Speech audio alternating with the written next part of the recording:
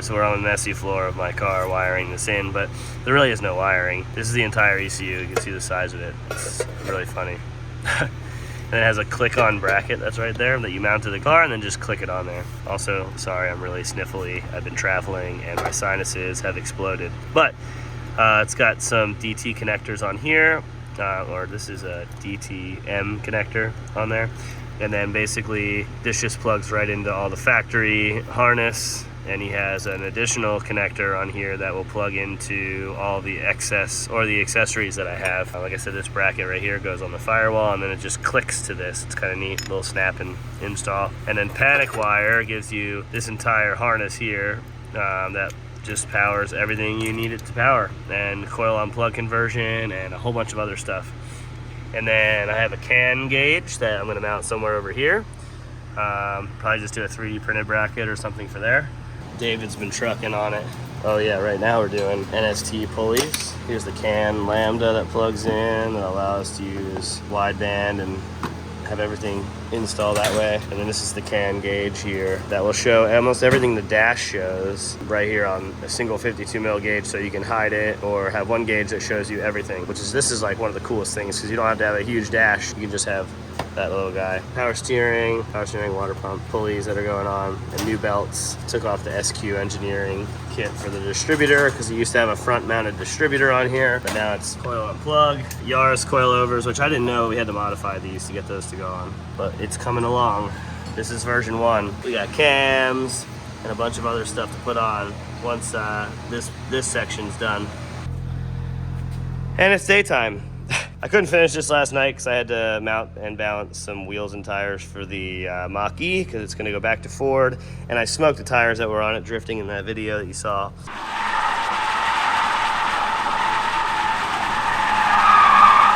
Anyway, so we got the panic wire harness installed. Disregard this O2 sensor. I need to basically get rid of that. It's the factory one. And then I have the CAN lambda here in one header, which is stupid. It needs to go in the collector so you get all 4. We'll work on that shortly. There was just already a bung there. We're gonna use that for right now. And then the harness still needs to be cleaned up, but it's in there. CAN lambda's mounted over here. Wiring comes up and under. Again, I've got some extra service loom so that when we're at the dyno, we can figure this out. And then after the dyno, I'll get it dialed and cleaned up. So big ups to Panic for supplying that harness for me and getting the, it basically plug and play with the Link Monsoon. So we got alternator, pulley, water pump pulley, and power steering pulley from NST, and a tensioner here from NST, which is a Heim joint tensioner, which is hopefully gonna help me with revving the car really high. If you notice, there's no belt on this because I'm an idiot and I ordered the wrong belt. So I'm about to run to AutoZone and get a belt.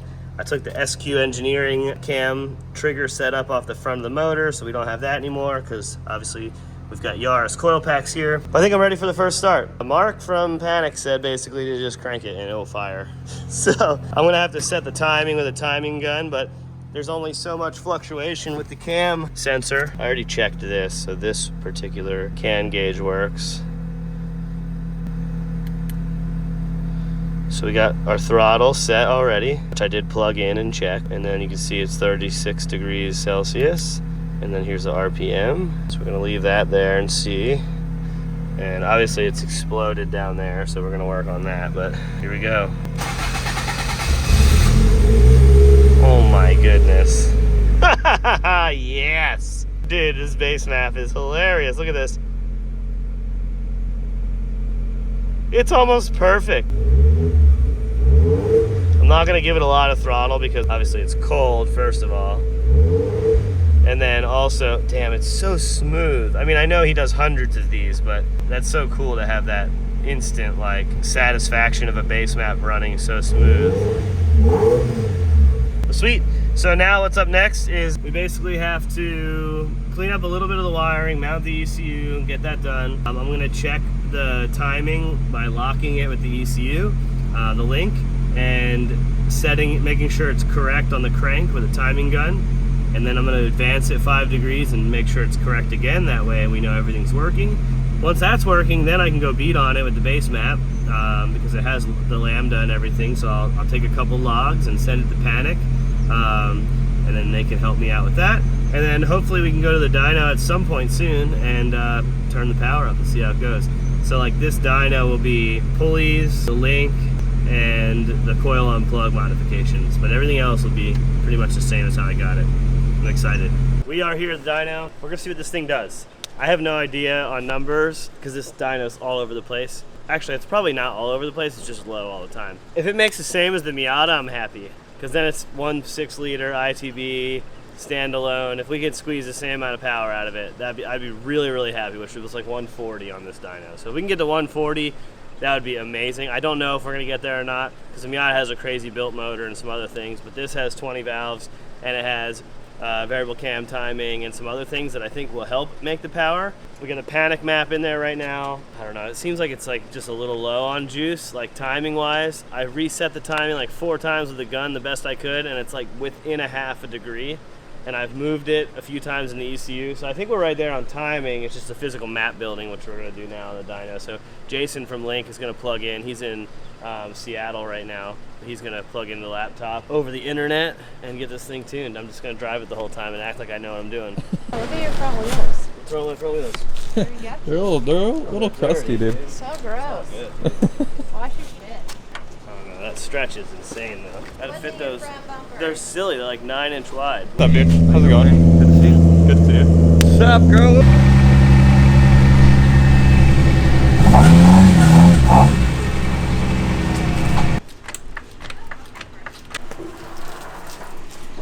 Super stretched. Yeah, he comes over, he's like, I heard you guys are professionals at seating tires. I'm like, I don't know who you heard that from, but tell him to shut the hell up. Because no. I didn't hear it from anyone. I just said that so that it would get you guys pumped on doing No, we weren't pumped on it. We hate doing tires. It was actually easy though. Yeah, well, for us it was easy. Because you're the best. No, we're not. Don't tell anyone that.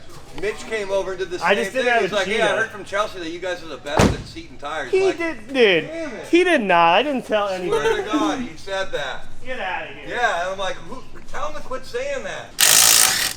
These lug nuts will get you every time. They're 7-sided. So stupid. So you have to have the wheel key for it? Yeah, and then, but they look normal. So you're like, oh, it's fine. And then all of a sudden it's not. It's not fine. Ask me how I know. It was not fine. Probably getting close to needing some tires. Yeah, you here. did. You did some skids on those.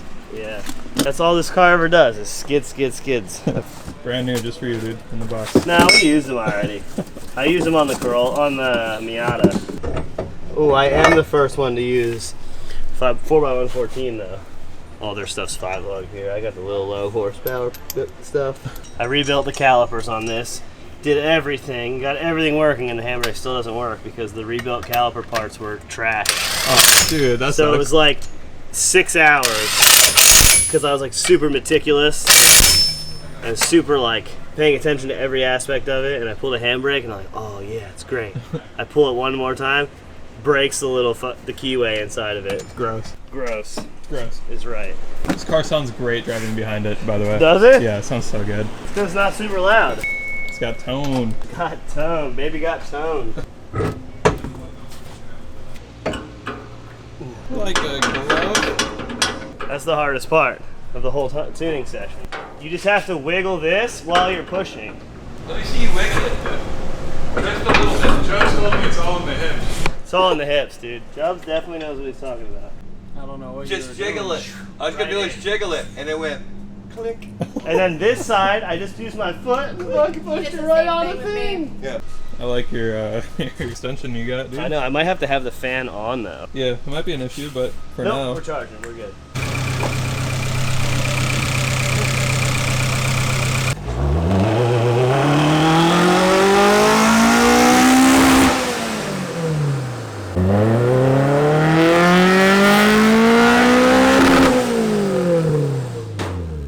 It almost flipped the machine over. Dude, it just lifted me off the ground, bro. Oh my god. It did a wheelie, it We went. gotta go back to that.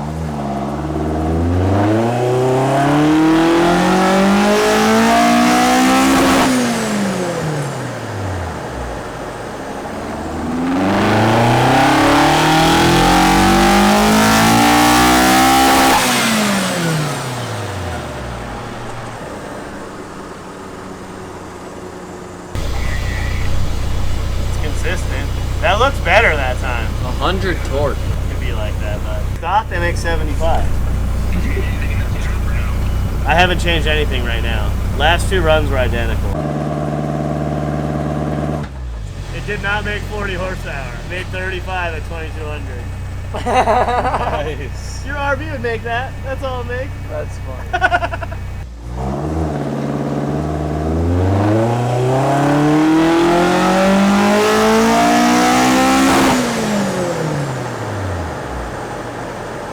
Yeah, what's up with that dip? Maybe that is in the tune.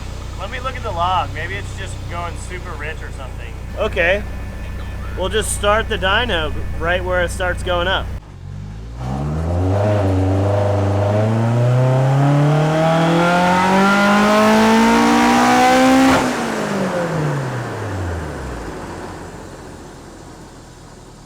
Still dipping.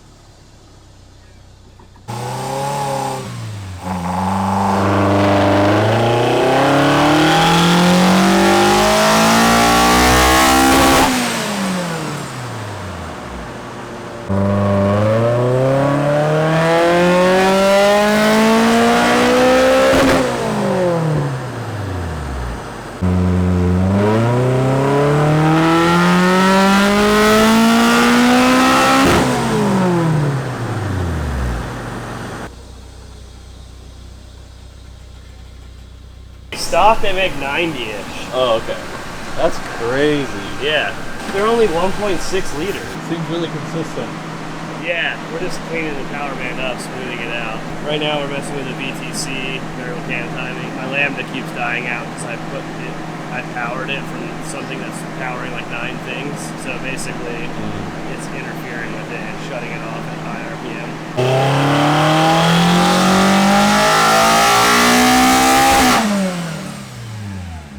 Okay, so it made 138 horsepower, 137.7 to be accurate.